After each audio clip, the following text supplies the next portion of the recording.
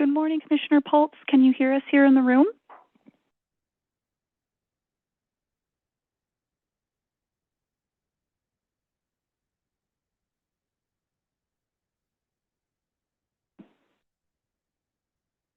Thank you for joining us, Commissioner Pultz. Can you let us know if you can hear us?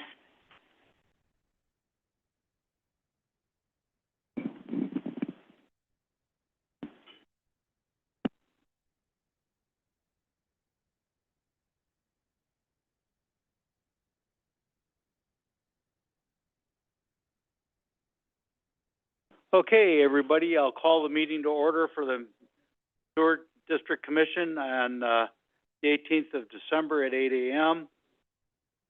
Welcome to all of our guests. We have two commissioners that are virtual, Commissioner Loncella and Commissioner Pultz, and then the other commissioners are all present in the room. So we have a full attendance. Then there will be some guests for the heat and power and maybe other things too. So, Cassie, you want to go through the virtual meeting guidance, please? Good morning, Commissioners, members of the public, and staff. To help us have a smooth meeting, I'm going to review just a few decorum rules for all. While the Commission and staff are in person, we are still offering a Zoom option so members of the public can attend. If you are attending virtually and would like to speak, you can do so during appearances by the public. As a reminder, this meeting is being recorded and streamed live on YouTube, and the public chat has been disabled, but you can still send messages to the host if need be. Finally, Commissioners, please use your microphones while speaking and make sure your voice is directed towards the mic. When you're not speaking, please ensure your mic is off so others can utilize the mics. As a reminder, only 3 of the table mics can be live at a time. Also, please state your name before speaking for those who may be joining us via Zoom. Those are the decorum rules of the District Commission. Thank you for following them, and let's have a great meeting. Okay, thank you, Cassie. Let's see, we do not have any announcements, so now I have a proclamation honoring Paul Kent's years of service. So Paul will be stepping down as although he'll still be of council, so I'm sure if Vanessa has any real tough issues she's dealt with. For a little history, will be present. So I'll read the proclamation. Appreciation of Attorney Paul Kent for his service in council to Madison Metropolitan Sewerage District. Whereas Attorney Paul Kent, as partner in the legal firm Stafford Rosenbaum LLP, served as Chief Legal Counsel for Madison Metropolitan Sewerage District since November 2013, and whereas as one of Wisconsin's preeminent water law attorneys, Attorney Kent brought deep knowledge and experience in environmental law, particularly in the field of wastewater, to the district to serve its diverse legal needs. And whereas his years of service on Wisconsin Department of Natural Resources advisory committees related to water policy issues and his involvement in developing environmental legislation have been crucial to the district. And whereas Attorney Kent's work with the Wisconsin Department of Natural Resources and Wisconsin State Legislature included development of novel legislation, administrative rules and policies that enabled Wisconsin wastewater utilities such as the Madison Metropolitan Sewerage District to adopt innovative approaches to compliance with phosphorus water quality standards and made Wisconsin a leader in this arena.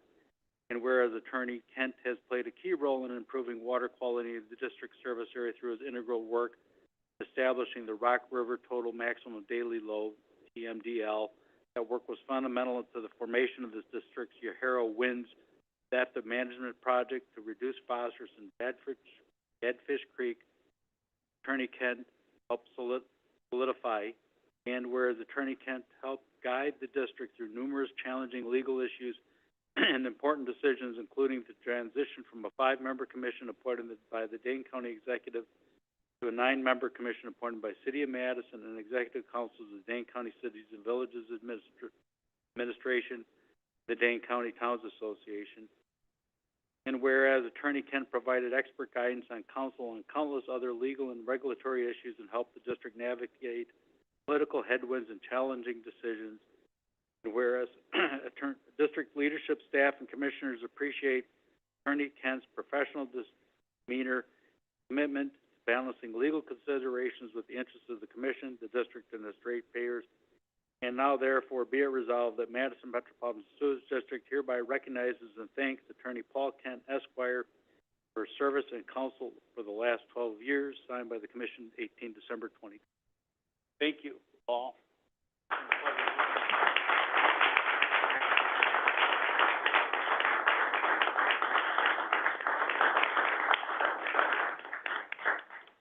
Thank you so much.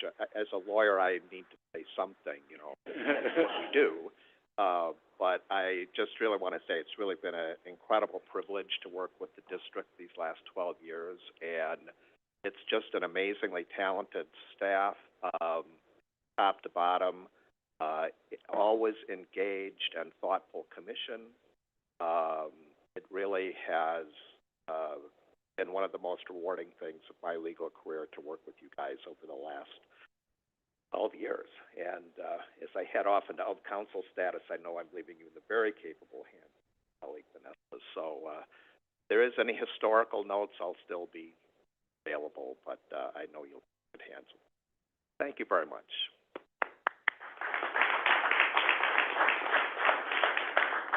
Eric had something he wanted to say. I do. Eric Dundee, Executive Director. So, Paul, one thing that you don't know is, as I started as Executive Director, I have gotten a token of appreciation with the help of Amanda and others to recognize people for going above and beyond. So today, I want to provide you with that little token. It is a Clean Water Champion Golden Toilet Trophy, so that you can have a talking piece in your office, home, wherever you would like to, but then you can continue to tell the district story. So, congratulations.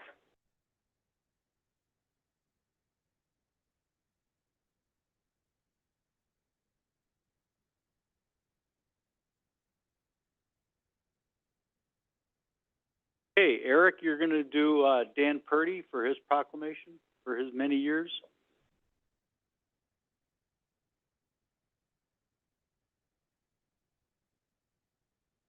All right, thank you. So, before we get started, I just wanted to tell one quick story about Dan. So as I started my career here, as an outsider, as the Director of Operations and Maintenance, one of the things we've done is do incident command, emergency response. And one of the first ones that we had to go through that was with Dan was the MG&E Blount Street substation fire. And we sat in a hall, and I always remember talking to Dan going, well, what do we do now? And as the electrical supervisor, it was, well, we better figure this out quick. And that's when we started working together on emergency response in that incident. And for whatever reason, for me, that is one of those things where Dan brought level-headedness and more of a pragmatic approach when there was an emergency or there was something that wasn't going quite right for us. So thank you for that, Dan, and I'll read the proclamation now. So, offering sincere gratitude to Dan Purdy for his years of service to Madison Metropolitan Sewer District. Whereas Dan Purdy has ably served the sewage district for 34 plus years, from 1991 to his retirement in January of 2026. Whereas during his career, Dan began as an instrumentation technician, then became an industrial journeyman electrician, progressed to electrical department supervisor, and finally ending his career as an asset management specialist. Whereas Dan has made countless contributions to the district, Dan is one of the initial people to implement revised programming to our station control system to increase the frequency and quality of critical monitoring points.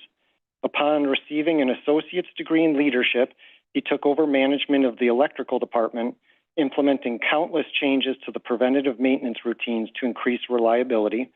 And whereas Dan additionally served as the district's first pollution prevention committee, to begin to discover and address the pollutants created by the district. And whereas Dan's dedication to his work has benefited the district in serving as a reliable resource for mentoring new staff, taking on tough challenges, and personally improving our commissioning management routines to support our asset management program. And whereas Dan has served the district's mission of protecting public health and the environment with his dedication to his daily work, now therefore be it resolved that we, the Madison Metropolitan Sewage District Commission, offer sincere gratitude to Dan Purdy for his 34-plus years of service at the Madison Metropolitan Sewage District and wish him the best in what the future may bring for him professionally and personally. Thanks, Dan.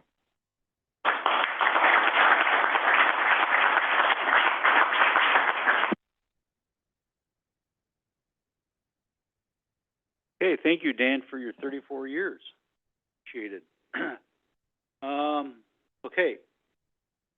That takes us to appearances by the public. Is anybody here in the public or online wanting to speak? Seeing none, we'll move on.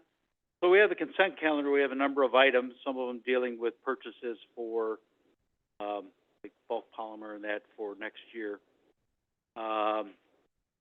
So we have the meeting minutes from 26th of November, the capital fund cash statement, operating fund cash statement, bids and award a contract for televising and cleaning, polymer purchase, sodium hydroxide, bids, approved corrections commission policy book related to commissioner terms and notice requirements, budget amendments, acceptance of work pump station 4, rehab, approved transaction amount and approved professional services agreement for flow splitter, and then authorized agreement dedication of 10-acre outlot in the city of Madison for stormwater drainage and management purposes related to Moreland Road Solar Facility.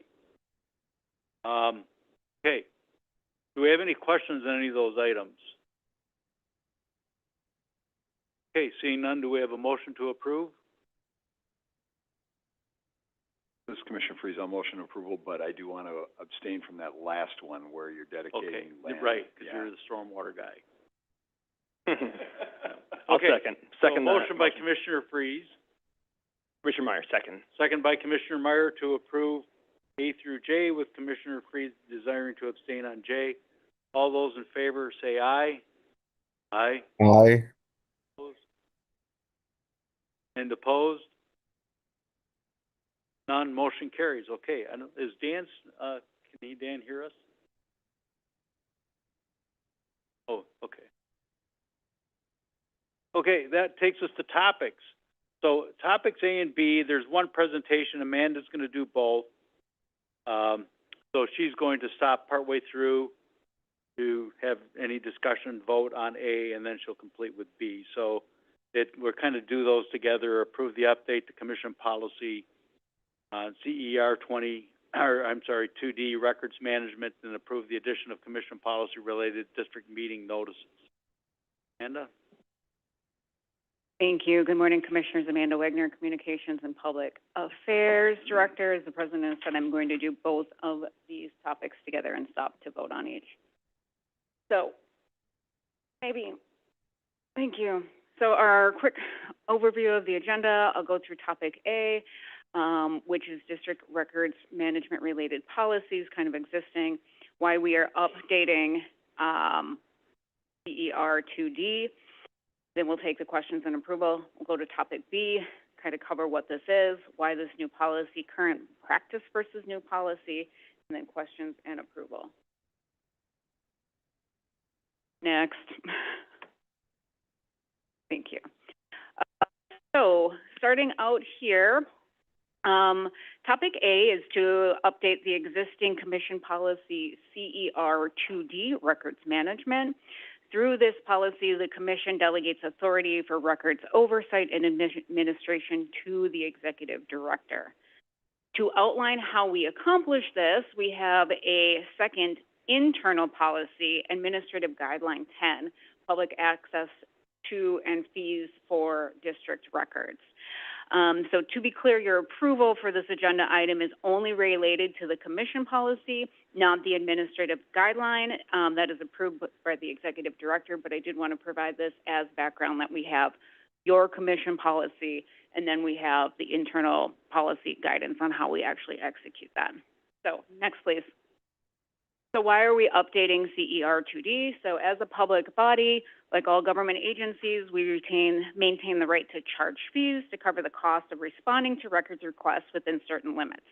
That specifically includes the cost of locating documents and the cost to reproduce, duplicate the records.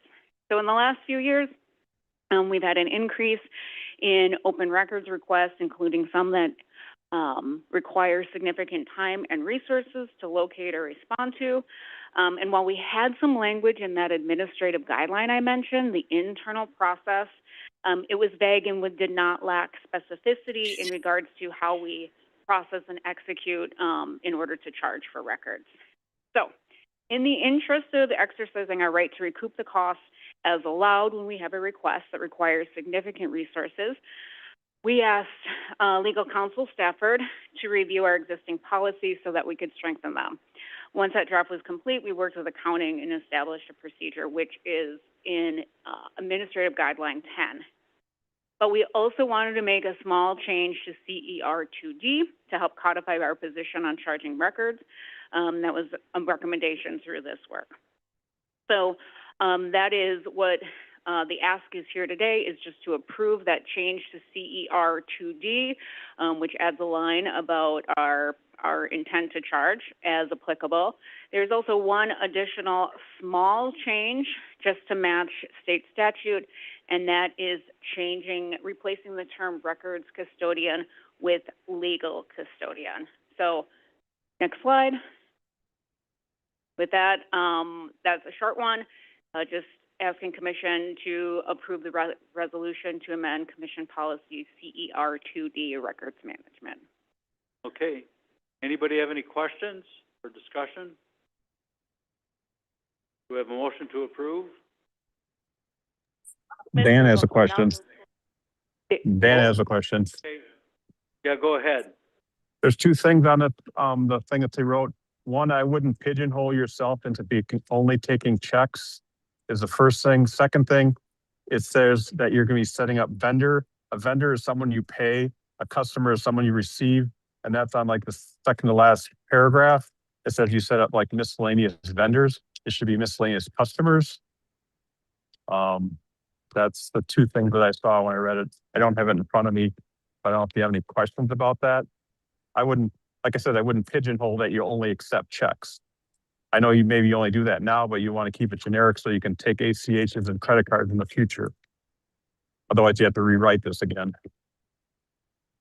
So yes, you are referring to it. You're referring to Administrative Guideline 10. Again, we can look at that. At this point, we can only accept checks because the administrative guideline is an internal process. Those are easier to update. So when we do have the ability to change how we accept payment, we intend to update that as well, which should be coming with will be coming with the ERP. So, but then also where then there's a one or two paragraphs after that, it says you're set up like a miscellaneous vendor. It should be a miscellaneous customer. I don't have it in front of me. So that's the word should change because that's someone who you pay versus money you receive. That would be it. Thank you.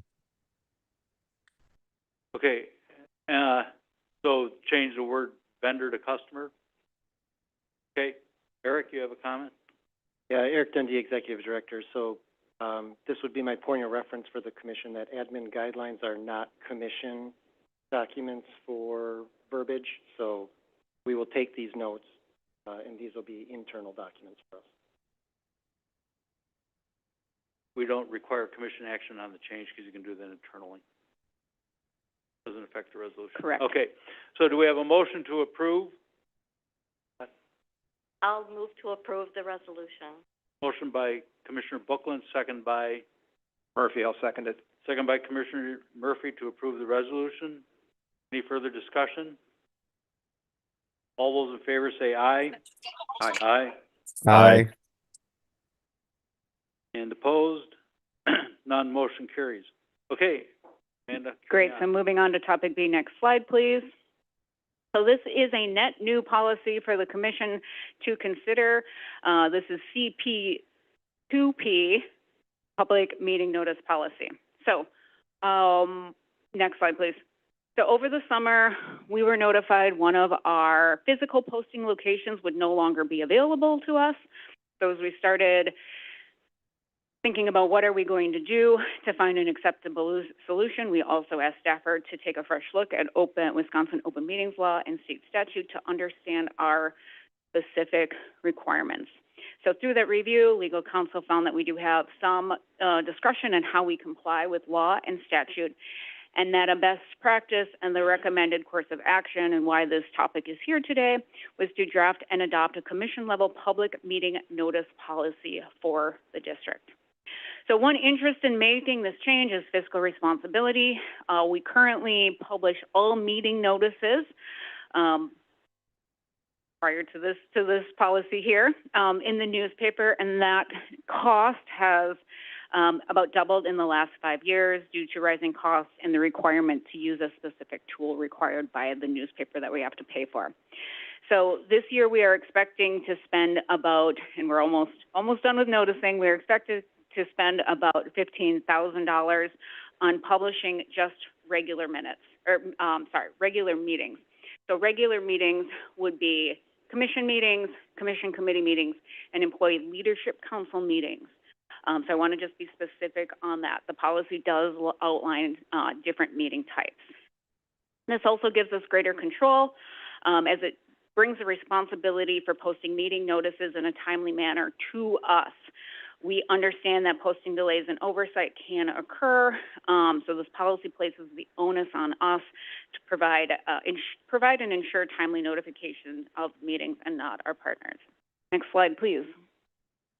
So this table here outlines current practice, and I call it practice again because we do not have a policy. This is what we have done through the years versus new policy for regular meetings.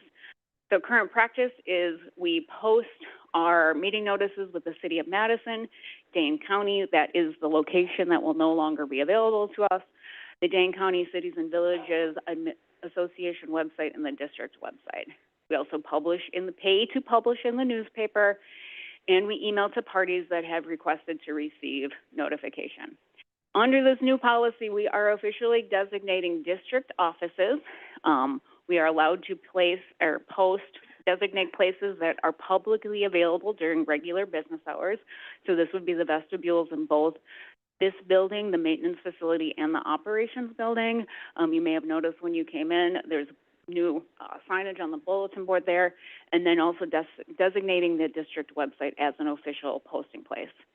With this change for regular meetings only, and I keep specifying that, we will no longer be publishing in the newspaper. There is a note on the bottom. We will continue to publish public hearings and bids in accordance with state statute in the newspaper. And then we will continue to email parties that have requested it as we are required. Next slide, please. So that is what I have for this topic. Again, requesting to approve and adopt this resolution to adopt new commission policy CP2P, which you can't say fast, public meeting notice policy. And I will take any questions anyone has. Commissioner Meyer. Couple questions, Amanda. Thanks for this presentation. Did we check with the city and the Cities and Villages Association to see if they have any heartburn about losing? So we will actually continue to send to the city and Dane County Cities and Villages Administration. We are just not marking them within the policy because it would create, it just helps, what is the word I'm looking for? It helps reduce liability from us. So we will still provide them as, representatives of the majority of our customer communities, but we're not officially designating them as posting places. It takes the onus off them a little bit. Sounds good. Yeah, thanks. That makes sense, not putting it in the policy. The other thing I wondered about is when you kept saying regular meetings, I wondered if you were going to go somewhere different with budget. Do we do anything different with budget? Will we continue to put the budget information in the paper? We will, and that is noted in the policy, though. So the budget public hearing there's separate wording within statute that requires us to do a Class 1 notice, which requires us to do newspaper publication within 15 days, I believe it is. And then we also send separate, discrete communication to all of our customer communities.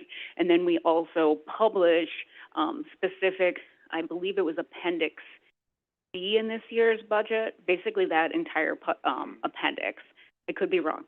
There's an entire, appendix in the budget that also gets reproduced in the newspaper as part of the, notification.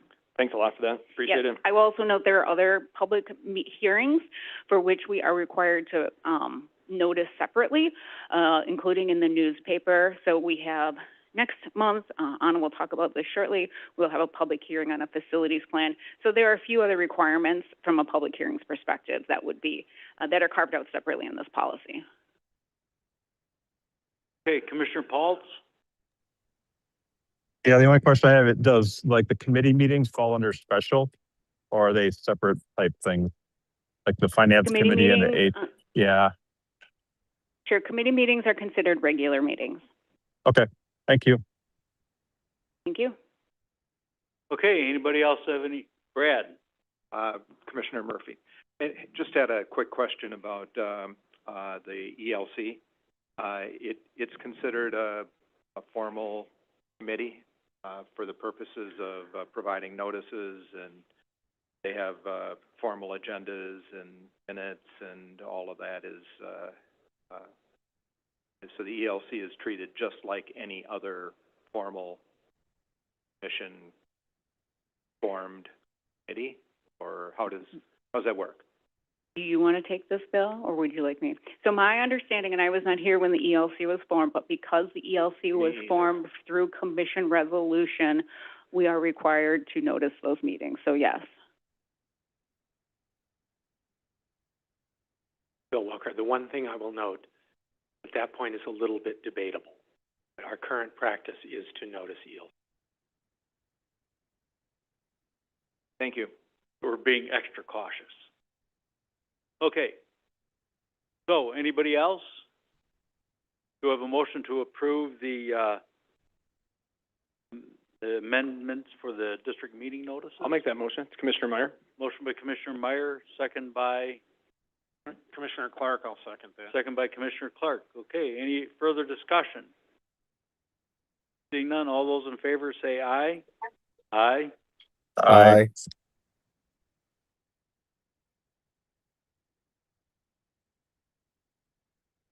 Motion carries. That will take us to the Heat and Power Improvements Facility Plan.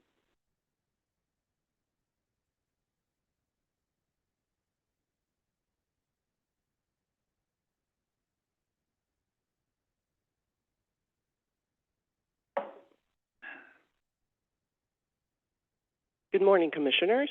My name is Anna Urich-Stefanko. I'm a project engineer here at the district. And today I'm going to give a presentation on the project updates for the Heat and Power Improvements Facilities Plan. I would also like to note that we have our consultants that are joining us virtually from Corolla and Strand that work on this facility plan. For the agenda, I'll give a short project background. I'll also talk about a project initiation, give a short overview for the existing heat and power infrastructure, and then go over the evaluated alternatives, and provide the recommendation that was based on the comprehensive evaluation, and finalize the presentation with the next steps regarding the project. So in 2021, the district completed the 2020 Energy Management Master Plan. This was a comprehensive study that evaluated the energy sector at the district, and two key alternatives were identified for the facilities planning, which were whether to upgrade the current cogeneration system or engines with the higher efficiency ones, or whether to turn to renewable natural gas by converting biogas and then inject it for pipeline injection. So why a facilities plan? Well, facilities plan is a comprehensive report that is required by the Wisconsin Department of Natural Resources, and specifically is required for all of the projects that plan to apply for the Clean Water Fund. The facilities plan consists of the condition assessment. It defines needs for improvement, also evaluates different alternatives, and then most importantly, recommends the most cost-effective option. In June 2024, Carollo Engineers was selected and awarded the contract to provide engineering professional services together with Strand as a subconsultant. So the project workflow for the facilities plan can be separated in a couple of steps. So the first step was to decide on the decision-making criteria. It was categorized in 4 main categories: the financial, operation and maintenance, implementation, and other, and consists of capital costs, life cycle costs, operational complexity difficulty, operational response risk and uptime, future site flexibility, market risk, energy recovery, and outside dependence. And these criteria was used in the end, the recommendation was based on the evaluation of these criteria. The second step was to look at the energy baseline. The energy baseline was detailed in the 2020 Energy Management Master Plan, and we also compared the data for the current consumption in terms of electrical use, biogas use, and natural gas use, and there were no significant changes impacting the energy use at the plant since the completion of the 2020 Energy Management Master Plan. Another step was to look at the biogas production and thermal demand projections. This is a summarized tables that reflect the biogas production and the thermal demand. We can see that from in the column of baseline from 2020 up to 2050, it's projected that the biogas production will increase. We are currently in 2025, and we produce about 900,000 cubic feet per day. We also evaluated if we would add additional hauled waste, or if we would also optimize our thermophilic digestion. In terms of thermal demand projections, we can see that from the current total demand, it would increase in the future. We looked at the envelope thermal demand and ventilation to give a clarification. So the envelope is the energy that is gained or lost through windows, roofs, and walls of the buildings, and the ventilation is the heating or cooling of the air that is brought to the buildings. The next step was to evaluate the existing infrastructure. This is a very simplified representation of the current infrastructure for the biogas system. So the green denotes the digester where biogas is produced. We have biogas storage denoted in blue. And then the end-use equipment in red is the engine blower and the engine generators, and the boilers denoted with the yellow color. If we would look at our current process in a very simplified process flow diagram, starting from the left side, we produce biogas in the digesters. The biogas is routed through a digester gas conditioning system, meaning it removes the impurities such as hydrogen sulfide, moisture, siloxane, and VOCs, and then it's distributed to the end-use equipment. Currently, we have 2 engine generators, 1 engine blower, and the hot water boilers. The excess biogas produced that it's not used, typically during the hot weather, during summer, it's burned through the gas burner that it's also denoted at the end of the image. During wintertime, we sometimes supplement biogas with the utility natural gas that is blended together with air. This is a representation of the current existing building heat source map. The buildings in red represent the building currently connected or served by the hot water through 3 different loops. And if you can see with the denoted with the darker gray color, those are the buildings that are currently not served with the hot water. Another things that we evaluated, we looked for some operational issues with the current biogas and thermal systems. They were identified and documented, and the point is that these issues make our system very inefficient and difficult to operate. Some of the examples is the age of the engine generators and the engine blower that are past their life. We have gas pressure deficiency in the system. We undersized piping and many other. The images on the right side represent the conditional issues that are contributing to the operational ones, such as heavily corroded equipment, leaking pumps, and the bottom 2 images represent mineral buildups. The next step in the project workflow was to look at different alternatives. What can we do to implement and improve our system?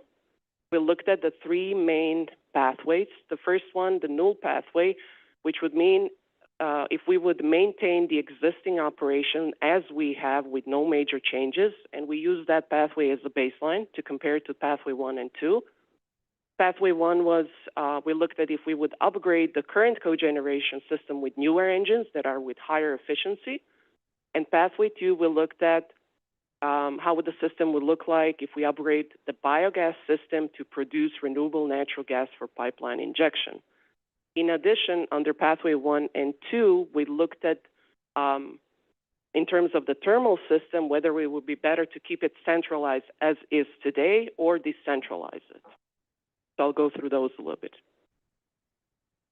Pathway 1, cogenerations. This is a simplified process flow diagram. It's very similar to what we have currently now. The only difference is that the engine blower would be decommissioned and the engine generators would be upgraded with the newer one, with a higher efficiency and higher energy output. Everything else would stay pretty much the same.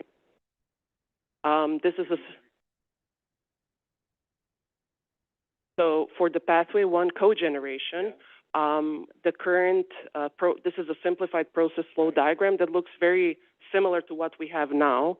The only difference is that there is no more engine blower, which would be decommissioned, and the two engine generators will be upgraded to a higher efficiency and newer ones. Yes. Two engine generators, yes, would be new. This is a simplified layout. What the changes would be, we would remove the existing gas conditioning skid that is located at the bottom right side, denoted with the red square, green. So we would also build a new cogeneration and boiler building next to the Struvite. This is a proposed layout next to the Struvite harvesting building. And also we would build a new gas conditioning skid in addition to the changes, upgrades of the engines. This is for pathway 1 cogeneration, simplified representation of the thermal system. This is a centralized building heat source map. The difference from the current building heat source map, centralized, the buildings and tunnels denoted with yellow color would be added to the centralized hot water loop. When we look at the decentralized building heat source map, we can see that the building is in dark red are the buildings proposed that are currently on the hot water. The light red are the buildings that will be proposed to remain on the hot water loop, and the gray one are proposed to look for an alternate heat source. When we look at pathway 2, biogas system for RNG, renewable natural gas, this is where significant change in the operational system would occur. So the biogas would be still produced in the digester, but it would undergo a very sophisticated treatment system through a membrane with multiple phases before pipeline injection. The quality of the biogas that would go through this system would be equivalent to the natural gas that we use now. If you can see after the digester upgrading, there is an interconnect facility. The purpose of this facility is to test for the gas quality and pressurize the gas before being injected into the pipeline. We would also have a waste gas burner, and the difference, you also see that there are no more engine generators. So the hot water boilers that provide hot water to the plant would have to be fired with purchased natural gas. That would be the difference. This is a proposed layout for pathway 2. So similar as location-wise as pathway 1, just instead of the cogeneration, I apologize, the image is a little bit small. Instead of the cogeneration building at the lower denoted with red squares, that would be the new gas upgrade system. So the RNG facility, next to it would be proposed the interconnect facility, and then the red line represents the new RNG line, which would potentially be injected at the northwest side to the MG&E natural gas line. So this is a proposed layout.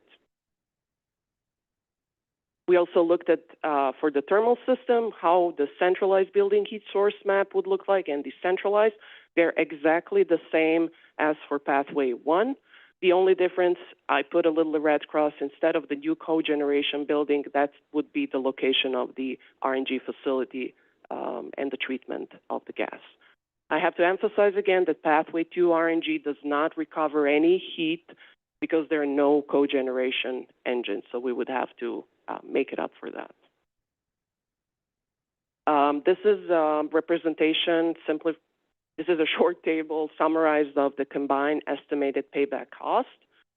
So here we have a capital cost estimate that was brought to $2028, combined changes done to the biogas system and the hot water. We can see the capital cost is the lowest for the null pathway, a little bit over $4 million, and then for other pathways ranges for $41 to $51 million. The biogas and hot water annual operation and maintenance, these values that are in parentheses, they actually represent revenues. I'll explain a little bit more on that. Under the null pathway, the revenue comes from the offset of the electricity that we produce at the plant and we are not purchasing. Under pathway 1 and pathway decentralized and centralized, the reason is the same. Why the value is bigger, where we have newer engines, higher efficiency, and they would have a higher electrical output. The more electricity would be produced at the plant. And then for pathway 2, centralized and decentralized, we see a significant revenue potential, and that comes from the potential of the sale of the renewable natural gas that we would produce and its environmental attributes. And I'm going to talk about that a little bit more on the next slide. The simple payback time is the lowest for pathway 2, RNG decentralized alternative, which is 10 years, and the highest for pathway 1, cogeneration centralized alternative, which would be 24 years. This evaluation also was made over, the MPVs were made over a period of 20 years, which is the expected typical life of the equipment. We also have a total combined weighted score based on the decision-making criteria, and we can see that we have achieved the highest score for pathway 2 RNG decentralized of 3.5 compared to other alternatives. So how does the revenue come from the renewable natural gas? Well, it comes from the Renewable Fuel Standards program, which was first implemented in 2005 through the Energy Policy Act, and it's managed by the EPA, and it's used to offset the carbon emission in the transportation sector. The point behind this regulation is that it mandates the fossil fuel refineries to purchase certain amount of renewable attributes. So we as a district would potentially, if we go with that pathway, we would produce renewable fuel, which is the RNG, and with that, we would also produce these attributes that are called renewable identification numbers. And this is where the biggest revenue comes from. The EPA also defines different type of fuels, which have different type of values, and fuel RNG obtained from the wastewater treatment facilities falls under cellulosic biofuel, and it's classified as D3. The average value of a D3 RIN taken from 2015 through January 2025 was $2.2 per RIN. And the last step in the project workflow was the recommendation. So although the null pathway represents the lowest capital cost, it is not recommended due to significant maintenance requirements, increased operational risk, and limited capacity, and it is unsuitable for long-term planning due to equipment age. Looking at the criteria and the whole comprehensive evaluation, the pathway 2 RNG decentralized is recommended as the preferred pathway. Due to lower capital cost, there is significant revenue potential associated with the RNG attributes, so RINs. There's an expected reduction in maintenance time by using natural gas for on-site equipment, And also, we had the highest combined score of the decision-making criteria. The next step with the project, in January 2026, the district will hold a public hearing before we submit the facility plan to the Wisconsin Department of Natural Resources for approval. Then when we receive the approval letter, the district staff will formally request from an acceptance from the commission for the heat and power improvements. And the most importantly, to emphasize that before we initiate any design phase, the district will revisit the recommended approach in the future to confirm that the underlying economic evaluation and assumption are still valid before we proceed with the implementation. Okay, well, thank you. Brad has a question? Yeah, just Or questions? on the timing, could you go back to the last slide? Sure. Just curious Yeah. about when you see the design, initiation of the design phase actually. Currently, we don't have anything planned in the CIP for the next 6-year period. It also depends. We're waiting for the biosolids facility plan that should be finalized, if I'm not mistaken, sometimes in May, June next year, and it's tied to the thermal consumption, so they're kind of interconnected, both of the projects. So we are waiting also on that before making a formal decision and I would say planned timeline. So we're at least 6 years out. Eric, I would defer to you. Yeah, Eric Dundee, Executive Director. So what we're trying to do is time these large generational projects up. We have liquid processing that we know is supposed to bid next year, 3 years of construction.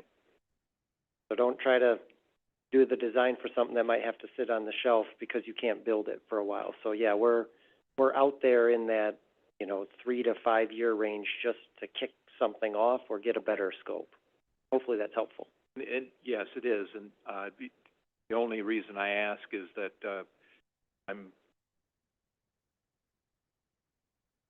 EPA's program could change, and if it does, our analysis might change. So it gives me some comfort knowing that we're a few years out before we started investing significant dollars in this. Thank you. Ken? I just have one question, Commissioner Clark. If I understand I think it's a slide before this with payback, $41 million invested, 10-year payback, 20-year lifespan. I to assume that we could generate $40 million in the second 10 years of the lifespan of this project? That is correct. We would practically, it's a negative MPV, meaning which is a good thing for the project. The payback is much faster, and there's a high revenue potential for the analysis. Okay. I do have one more question. Is the design for this system specific to the district the only system like this in the world? Is this commonplace in? That's a good question. So currently in United States, there are 29 operational RNG facilities related to the wastewater treatment facilities that are producing biogas and then converting to RNG. And 5 are under construction. Also, there are 16 RIN registered facilities that are confirmed. This is information from the national lab that is, I would say, holding a database of all of the RNG projects. Also, there is a project that is close to us, City of Fond du Lac. They're currently in the construction phase, and Strand was working on the design, and Corolla helped procure the equipment, and they plan to start with the injection in the third quarter of the 2026. So there are multiple projects around the country that are working on this. Great. Thank you. Commissioner Paltz? This is Commissioner Pauls. Couple questions. First, is the EPA money actual money or is it credits? I mean, sometimes they only give credits, they don't give actual cash. Do you know? Eric. Eric Dundee, Executive Director. So, the EPA is not the one with the funds. So Okay. we are offering up the program that is here now, and to Commissioner Murphy's point before, we don't know what that program could look like in a couple years. We also don't know what other community partners or other partners we could have once we get to that point. So I just ask to be careful not to center in on the EPA's program. No, I was just wondering, right now, do they pay cash or is it credit? The other question is, so this has a 20-year life. Does that mean after 20 years, we need to spend the 40 million or 50 million or whatever that the fourth line down again, plus in those dollars? Was that true then? I would defer this question potentially to the consultant who did the economic analysis. Are they on the call? They do have some consultant on the call. They're trying to get the correct person. Okay, that's fine. And then maybe, you know, the last question was, are the costs include the debt costs that go with this, or is this just the actual capital outlay to buy the equipment? Maybe they need that answer too. It includes just the capital cost. So there's no debt costs there then. Okay, thank you. Can you hear me? I can. Okay, this is Becky Luna with Carollo Engineers. I think that's a really good question. And the answer is, I believe something less than the $40 million capital cost in 20 years. You know, certainly all the rotating equipment would likely be at the end of its useful life in 20 years. But what we've seen are the stainless steel tanks and piping, that type of infrastructure would likely have beyond a 20-year life. So you're going to see something less than the 40 million that you would need to reinvest in 20 years. Thank you. Okay, Patrick. So I'll attempt to walk the line between nerding out from a life cycle cost standpoint, but also keep this focused on just increasing understanding. So the discussion around either cogen or RNG, a couple times the reference was made to these are very advanced facilities in order to do the gas cleaning and scrubbing. And it harkens me back to some of the presentations we've had from Alan around the UV disinfection system and how the advances in technology have made that system very helpful and controllable and responsive to what's seen, but it's also incredibly specialized in terms of maintenance, and I would assume that drives up the importance of preventive maintenance, ongoing maintenance. How do we approach projects like these where kind of look back and say, gee, our existing biogas system, through no one's fault necessarily, was just, you know, allowed to, you know, eventually move into further levels of decay. This is even more specialized. While we have a great O&M staff on site, maybe maintaining that specialized knowledge isn't necessarily in our core mission. So do we look for a project like this at some sort of design, build, operate alternative? Do we build in ongoing service contracts into our O&M costs? Just like, again, not trying to put anyone on the spot because we're very early in this one, but how do we think about that for projects like this? Eric, do you want to? Yeah, so one thing I want to note on that is that's a good point, but we would actually have the same point when it goes to the cogen engines. So those engines are much more advanced and not something we would be, they're precision operated. So we have to look at it as whatever we do may need specialized help there. You know, we rely on the consultant to help us with those O&M costs and those projections to get to the numbers we have now. But yeah, it's one of those things that was actually asked. Anna could speak to this too, but it was one of the things that was discussed during the project development about, hey, we do gas cleaning now. how much more difficult is it to clean it to that level? We also do have neighbors. We have Dane County Landfill who does cast cleaning. So there are partners and people we can learn from as needed. Okay, so I got a couple questions. So if we're going to this approach, I've always been in favor of cogeneration, you know, using stuff more than once, you get better payback, I would thought. But so if we're losing and going to this decentralized, and right now we're using boilers that help provide heat to all the buildings, does that mean we're going to have to install new boiler or generators to say we're going to have to install boilers and everything else? Yes, that's correct. We would have to supplement in certain buildings. We would have to have the alternate heat source, and the most economic is using natural gas, right? So using boilers. It was not defined which direction, but it was looked at generally whether electricity, which is known to be very expensive, the proposed direction to evaluate further was to look into boilers and the use of natural gas. Okay, so under this scenario then, do we purchase that natural gas from MG&E? So we're selling them some RNG at wholesale price and then we're purchasing back at retail price? Yes, we would have to supplement the loss of the cogen engines. And also not using biogas at the plant, we would have to purchase the natural gas. And in terms of sale, it's a little bit complicated, but the renewable natural gas can be sold in two parts: the physical gas that can be sold to the utility, and also the RIN, which is the environmental attribute, where this is the majority of the value comes from.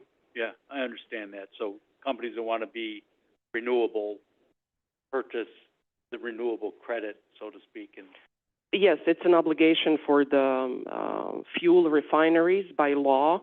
The intent to decrease the carbon emission and the greenhouse gases.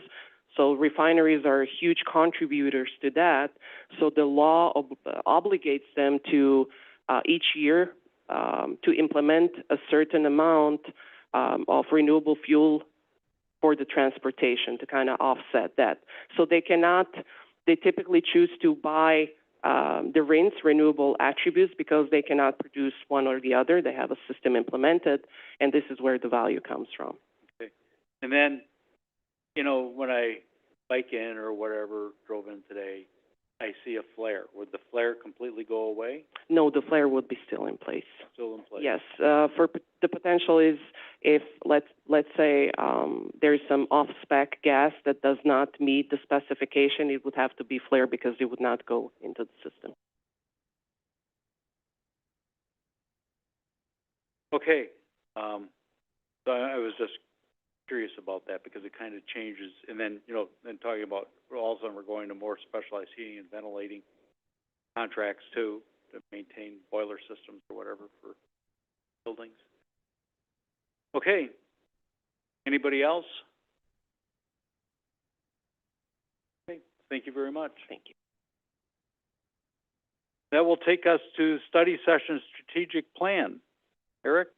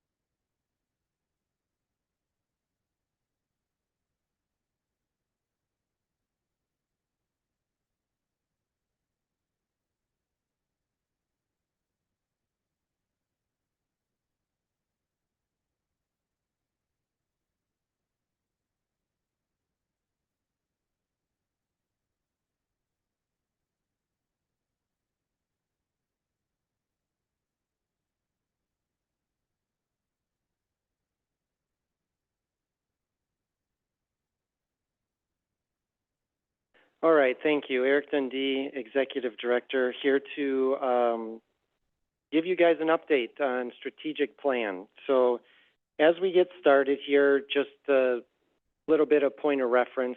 So one of the commission goals for me as Executive Director was to work on strategic plan prioritization and moving the district forward. This is the first look for that. This is something we as staff have been working on for a few months and are bringing that to the commission, and we'll get into it kind of talking about the pieces, but I do want to just make a quick note. I'll make it at the end also, that this is the first look. We're also going to come back in the beginning of 2026 and dig in a little deeper. So I expect some questions to get a little deep today, but we'll get there. So let's set the stage. So what is a strategic plan? So a document that outlines the organization's goals and actions needed to achieve them, serving as a roadmap for decision-making, resource allocation, and alignment towards a shared vision. Talk about this in a second also, but as we did our last strategic plan, that was the one thing that we needed to pay attention to, was the roadmap for decision-making, resource allocation, and alignment. The second half is it connects the organization's mission, vision, values, which the district had, to specific measurable actions or objectives over a defined period. That is something we did not have or do not have currently finalized. So in other words, let's put this into a picture term. We're going from this, lots of arrows, I like to call it the bowl of spaghetti, into going in one direction. Simply put, the idea here is, can we align ourselves as a district? And what I mean as a district, I mean commission, leadership, and all staff going the same way, understanding what's important and what is the priority. We all think everything's important, and it is, but in its own way. But we got to do it one step at a time, and what's the most important. So in 2022, some of you were actually here for that. We did a district strategic plan. Staff did this work also as a workshop.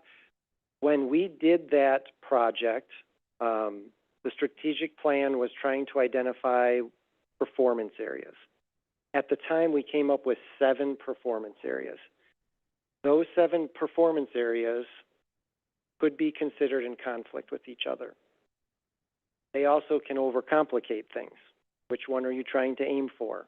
The other part that happened with the strategic plan is we never actually went from the step of the strategic plan document to what we do next. How do you make it actionable? So with this new plan that we are updating, it is part of the old plan, going to the new plan, but we're going to be concentrating a lot more focus on what's the action. So once again, trying to align the organization. Say that again later. So today, once again, first look. So you have it in front of you. It's also in the packet on page 106 in the packet. This is the strategic plan and where we are at now. We'll get into the pieces of it in a second, but the idea is we come back in 2026 at the beginning in the first quarter and walk the commission through each one of the performance areas and how we as staff want to measure those performance areas. And then by the end of the second quarter, our hope will be a 3-year plan for the district, commission, and something we can tell a story about to customer communities and why we do those things in a strategic plan, resource allocation, prioritization. So on the screen is the whole thing. It goes left to right here on your piece of paper. It's from top to bottom. Breaking it into 3 sections. So we'll start going through the first section. We have a purpose, mission, and values. Those are things that the district has had. Those are something that we've been centered on. It is something that staff, when they do the engagement survey, that is the highest marks we have all the time. They understand what our mission is, why they're here, what we're doing. The new part of this is a vision. This is actually my vision for the district. So we achieve operational excellence and infrastructure renewal to support the needs of the communities and local business we serve. I break this into 3 parts. Operational excellence. This is where we have to take a pause, and we as district staff and commission sometimes talk about operations as Alan Groom's coming to talk about treatment plant operations. I want us to broaden our view, and it's everything operational. It's everything from our accounting practices to our pollution prevention work, all the way through business services and to treatment of the water. So really, we want to look at all of our practices and be excellent. We also know we're in a growing community, and infrastructure renewal is very important. We are not necessarily expanding our pipes, our collection services pipes at this point. But we are in a point where the communities are growing, and our infrastructure, you've seen the tables from the 50s and 60s and 70s, we've put in a lot of infrastructure. And now it's time to get those back up into a new service life, I'll call it. So that's the second piece. And the third one is just recognizing who we're serving. You know, why are we doing the work that we're doing? As a quick side note, we are lucky enough here to have the resources and staff who can meet the needs of growing communities. We don't necessarily want to be in a position, or I don't. Commission can make their own decision here. I don't want to be in a position where I tell growing communities they cannot grow because we don't have the infrastructure ability to meet their needs. So that's the new vision. Now we have 4 performance areas. So we did have more before in the past 2022 plan, and now we've broken it into 4 areas. These were here. We're just focusing on those. So financial capacity and resilience, infrastructure reliability, public trust, and regulatory compliance.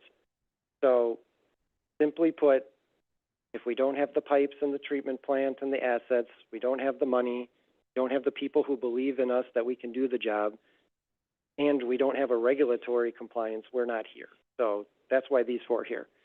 To go into each one at a time, these are broken into, on the strategic plan, 2 sections here, or 2 paragraphs.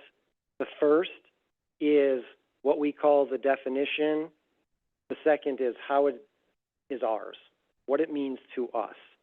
So I'm not going to go into reading these through. We'll actually go through that in the first quarter of next year, but just wanted to put these out there.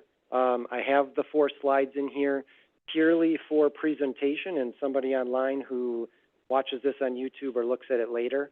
So I'm going to quickly go through the next few slides here. That is the words, but I wanted to make sure that people could see those. So this is financial capacity and resilience. Then we have infrastructure reliability, public trust,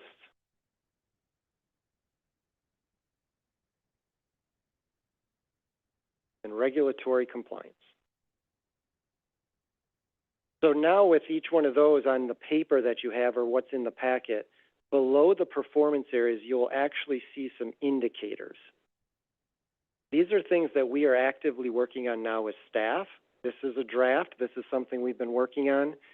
The idea here is we could measure lots of things to understand if we are doing this or not. You could have everything from what I would call a vanity metric, something that makes us feel good, like we're permit compliance. But if we want to strive for better, or we want to specifically prioritize something, we should pick an indicator, and that's why staff is doing this, pick an indicator that pushes us to what we need to worry about right now. Now, when I say right now, that doesn't mean in the next 2 months. That means it could move over many years, but it's something that we want to prioritize. So I'm going to put a pin in that until January when we dive into that a little further. But those are there. The one part of the strategic plan that we did in 2022 that we didn't get to is this part that I have on the screen now. This is about focusing and prioritizing the work. We can really justify a lot of work that we have going on. You guys have seen the project portfolio list for me at the budget time, and everybody paused at 370 odd items on our project portfolio. Well, we have to decide what's the most important. Our 3-year plan is important because that's our strategic focus. That's what the commission should hopefully agree on with staff so that when we come to budget time, here's what we need to deliver those things. Some examples you're going through right now as a commission are our ERP process. You know, there's resource allocation there, not just in money, but staff. We also have liquid processing phase 2, one of our largest infrastructure projects we've taken on. For those in this room, that would probably be very true. So we'll get into that more as staff. We're going to be working on that, and our goal is by Q2 of 2026, we'll have completed that so that we can bring that to the commission, and that is part of the budget discussions. Then we get deeper. So then this is really where staff and management plan goes. So when we have a 3-year plan, you have a really large project. You have many different deadlines and ways to deliver that. People come in, come out of the project, they go through it. In detail, we want to be able to explain what the work plans are and know who we need when we need them.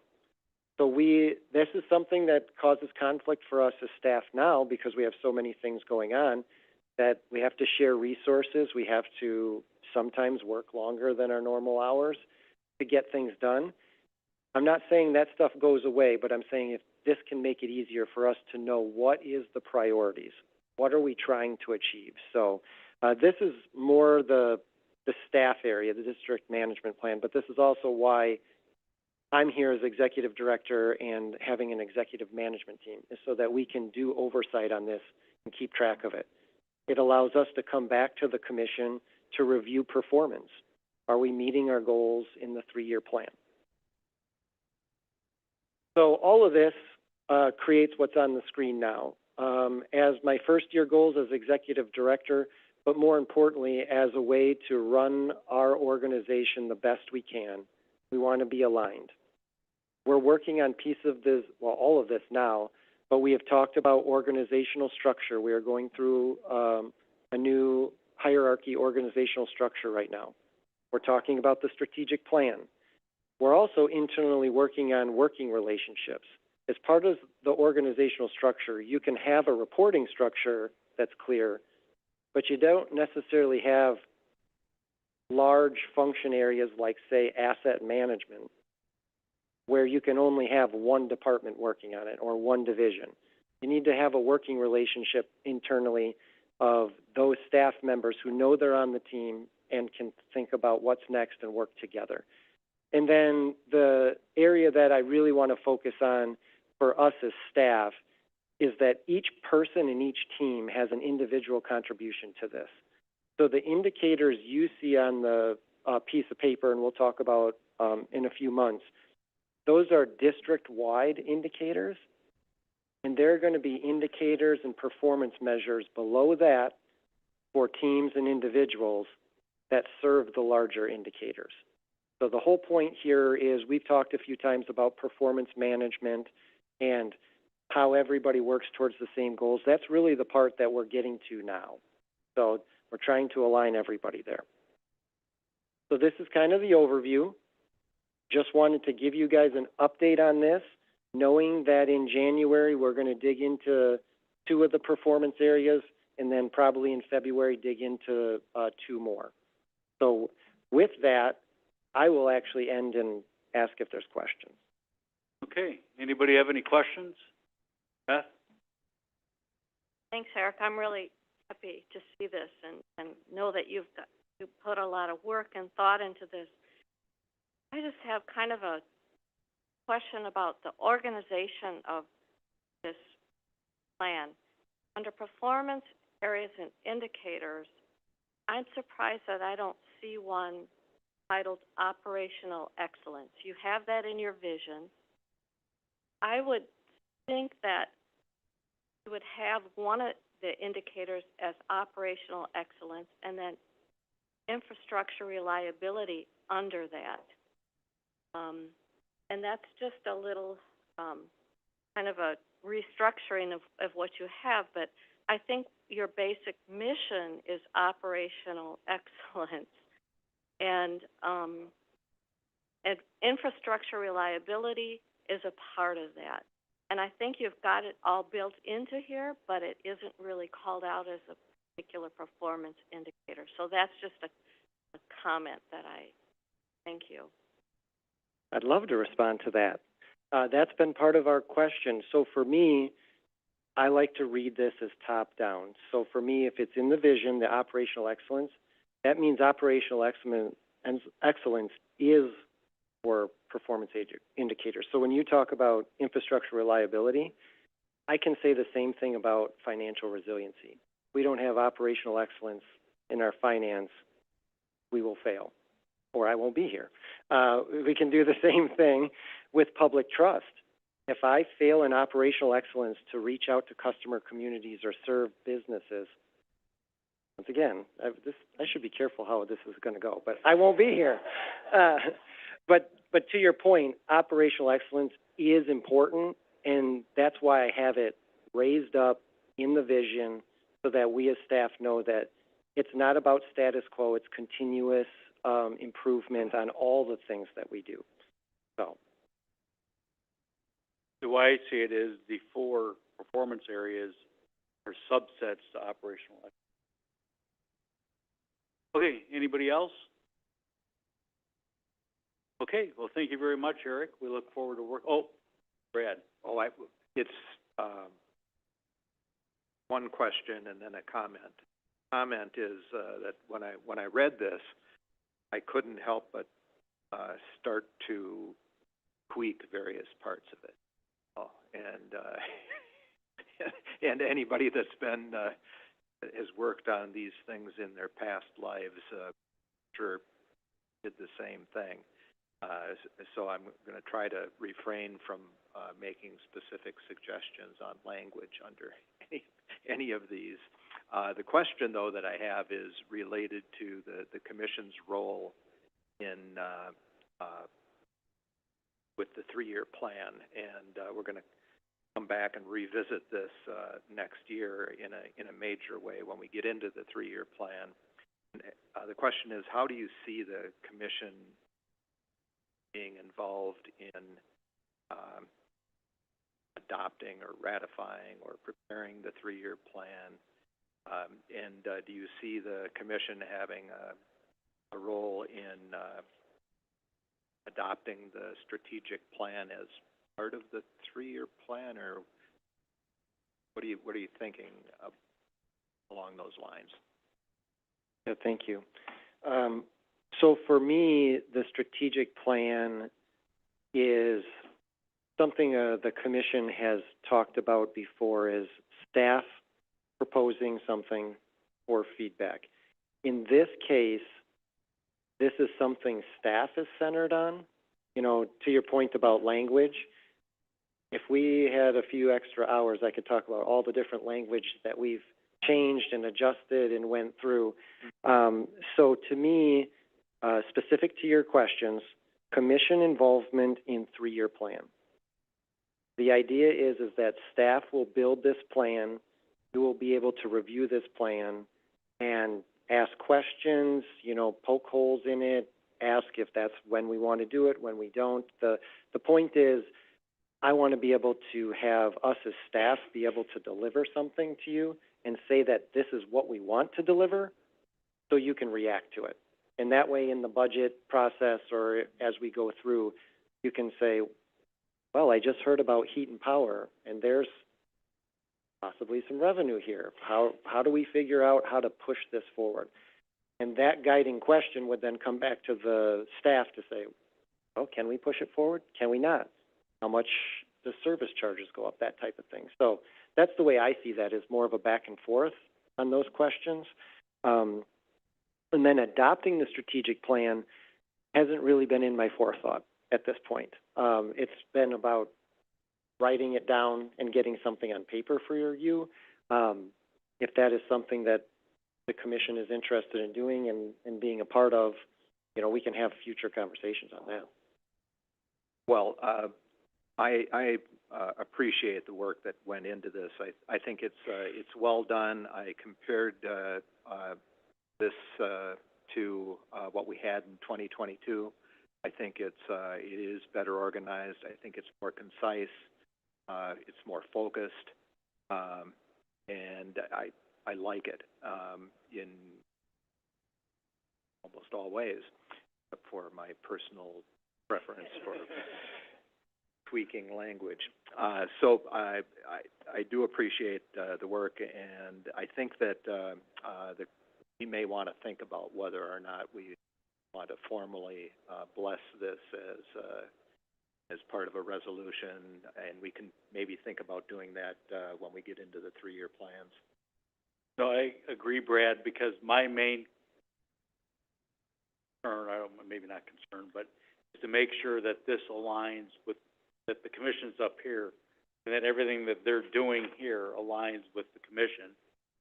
But the alignment should begin with the commission, our policy directions and so forth. And so I think we do want to see it because we want to make sure that our thinking as a commission is setting forth the tone for the whole document, which I think so far it has, because that's, I do agree with Brad on the fact that it seems more concise, and also agree with him there's preferential wording options I would have chosen. Oh, and let me add that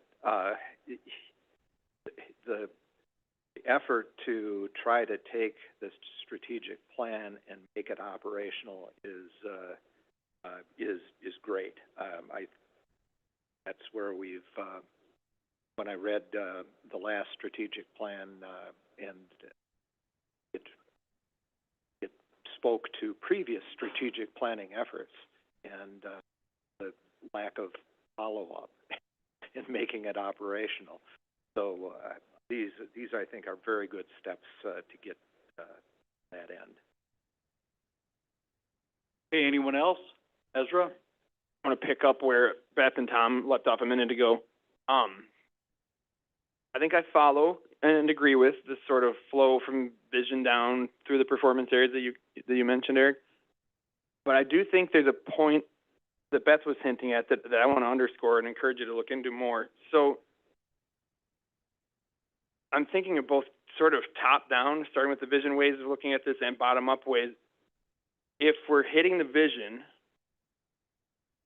all these get confused between that top-down way and the bottom-up way. All of these indicators, if they're coming up, yes, should make sure we're hitting the vision. But have you done that? Or could you spend a little more time thinking about, are all the things we need to make this vision come true in the bullets down and indicators? The top-down way of thinking about that is just start with vision and go, what does success look like if we're doing these words? And list out the stuff that comes to mind when you think about it that way, and then cross-check the indicators. Again, is everything aligned there to flow the way that you're conceiving of, which I like, or are we missing anything that needs to be down here in indicators, things we're going to measure, we're going to watch, we're going to make sure we're doing in order to make that vision come true? I think there's a room for another sort of layer or round of making sure all of that really does flow and link the way that it needs to do what you want to do there. I think that I'm picking up on a point Beth was making and just amplifying it, because I feel pretty strongly about it as well. Okay. Sure. Yeah, we'll work on that. I think for us, the idea is we tried to look at indicators, one that we have data for. We don't want to do an indicator that all of a sudden becomes its own project just to get data so we could track something. And then two, we were trying to find for us at our current state, what are the most important things we think we need answers to? Told myself I wouldn't do this, but I'm going to do it. So in the infrastructure reliability area, there's one indicator called Asset Condition Index. So on the surface, people might wonder what that is. To get into some small detail, and then I will pull myself back from that, is if I can't tell you how good our assets are, what the condition of our assets are, how am I gonna tell a story or work with the commission on saying the CIP needs to have more projects in it, it needs less? We also don't know how we wanna measure it. I do think there's a piece for the commission here as when we go through these, indicators and performance areas, we can have discussions about, well, this is what this score means. Does the commission want us to be better at this? Is this okay? I'm going to stop there because otherwise we're going to spend another hour on all the things that I'd love to talk about, but we're not going to do that now. So I will just say noted, and we can have those discussions as we go through this. Once again, the goal is in 6 months, the next 6 months we're working on this, with the final details. Okay, so we'll see this early next year, a couple times. Anybody else have anything? Okay, seeing that, we'll move on to the reports. No executive director report? Ezra, Commission Subcommittee on Performance? Yeah, performance, that word keeps coming up. We are working, closely with MGT. Some of you, or I think all commissioners will hopefully have heard from MGT. They want to do as a kind of early step in their process to help us with the process for annual evaluation of the executive director. They're going to talk to all of us as stakeholders, and they're also talking to other folks in staff as well. But so you'll hear from them. Keep an eye out for that, or please respond if you're getting emails, as I think we all are. And so we're right in the middle of that process. We'll be working hard on that. MGT will be working especially hard on that over the next couple of months. We'll keep meeting with them regularly on that piece. And then the other thing we'll talk a little bit more about later today in closed session, but we had some engagement with the coach that Eric's working with, and we do that sort of routinely as part of that whole process. And then we as a subcommittee will loop that into the whole commission at appropriate times, like performance check-ins with Eric, like we're doing later today. That's pretty much where we're at this point. We just met yesterday, so moving along our path. Okay, thank you, Ezra. Greg, anything? Yeah, we had a joint meeting with the Executive Performance Review Committee to give Eric some direction on what we thought would be a financial report to the commission as a whole. And I think Eric got some direction on that, and we don't meet again, the Finance Committee doesn't until January now, so. Okay, good, thank you. Then that will take us to Alan, the man on the stage.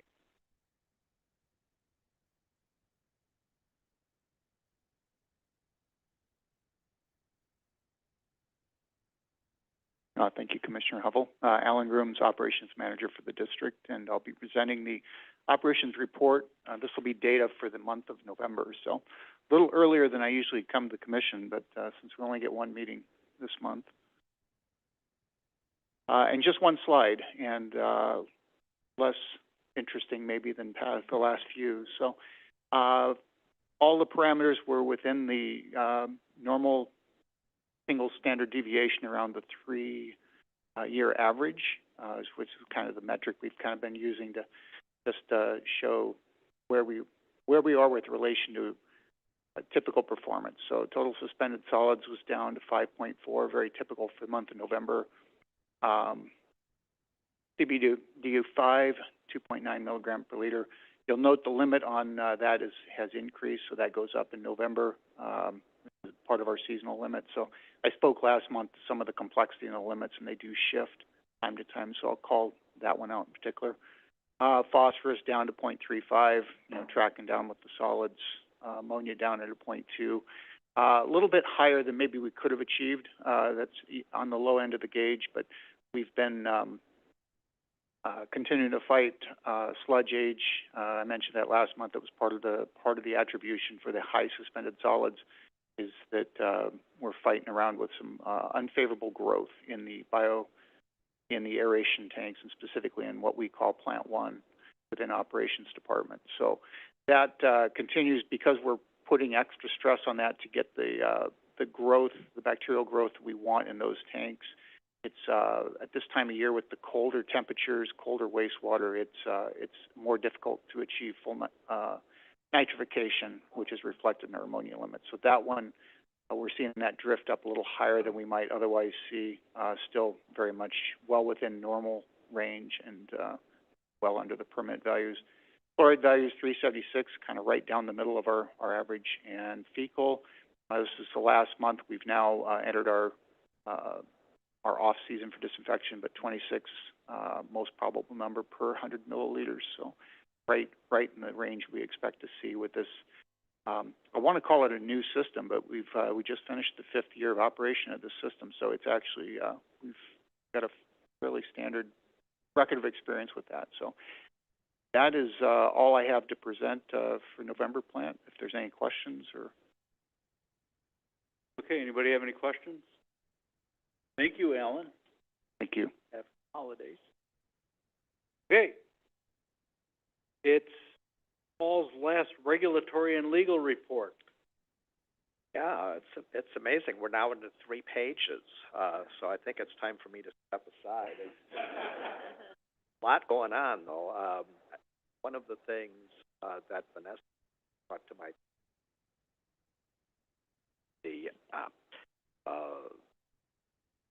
House of Representatives passage to amend the Clean Water Act, and some of those changes are significant. I would say if this passes and is signed into law, it will have some of the most significant impacts on the Federal Clean Water Act since 1987.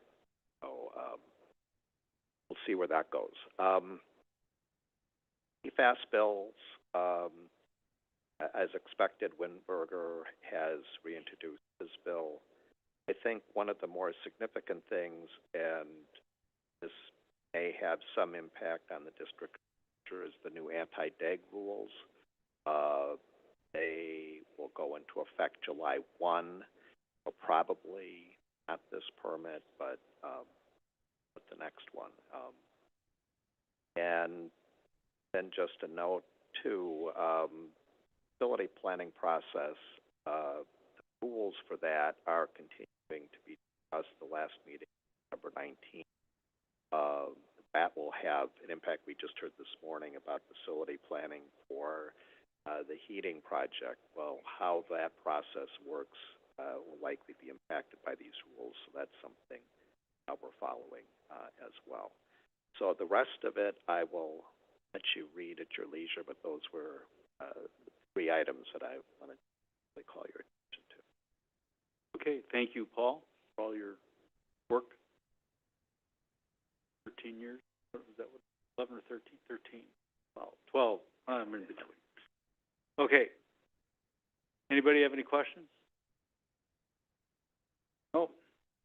Okay. Future meeting schedule, that's in the packet. If you're going to be missing any of the meetings, please let staff member Cassie know, and she can put it on the calendar. Or if you're going to be virtual, too, that helps. Okay. So we have convened in closed session in accordance with 19.85 paren 1C of the Wisconsin statutes. Consider employment, promotion, compensation, or performance evaluation data of any public employee over which the governmental body has jurisdiction or exercises responsibility. Executive Director Performance Review. Do we have a motion to go into closed session? So moved, Commissioner Meyer. Motion by Commissioner Meyer. Second by Commissioner Second by Commissioner Bookland. Roll call, please. Commissioner Bookland, Aye. Commissioner Clark, Commissioner Freeze, Commissioner Hubble, Aye. Commissioner Lunkella, Aye. Commissioner Lytle, Aye. Commissioner Meyer, Aye. Commissioner Murphy, Aye. Commissioner Pultz. Aye. Okay, motion carries, so we'll now go into the other room. Thank you.